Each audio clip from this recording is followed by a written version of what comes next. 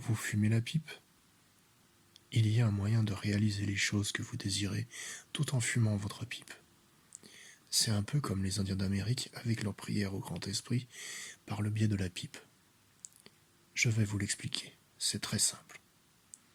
Le fourreau de votre pipe représente l'origine, la source de toute chose, la déesse mère du ventre de laquelle nous sommes tous sortis en quelque sorte.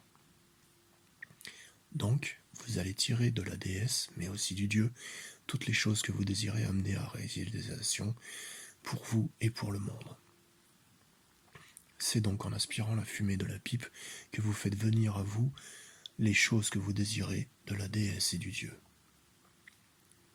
Vous faites naturellement travailler votre intention, mais c'est la déesse et le Dieu qui vous envoient l'énergie magique que vous appelez dans votre être. Bien entendu, il faut, pour cela, avoir consacré la pipe à la déesse et au Dieu et à cet exercice. De plus, lorsque vous remplissez le fourreau de la pipe avec les herbes, tabac ou autres, faites qu'il en soit comme si vous preniez dans la nature, qui nous vient de la déesse et du Dieu, l'offrande qu'ils vous font de toutes bonnes choses dont vous pourriez avoir besoin. Ainsi, c'est la déesse et le Dieu, créateur de la nature, qui vous apportent la fourniture de votre pipe. Bénissez encore votre pipe, une fois chargée, de la reconnaissance pour le don que la déesse et le Dieu vous font, en la prenant avec sincérité entre vos mains, puis portez l'embouchure à votre bouche et allumez votre pipe avec communion avec la déesse et le Dieu en aspirant dedans. Exprimez votre prière par des images qui représentent ce que vous voulez manifester. Une fois la fumée dans vos poumons, intégrez-la bien à vous-même en mettant l'intention d'imprégner tout votre être de cette énergie avant de recracher la fumée.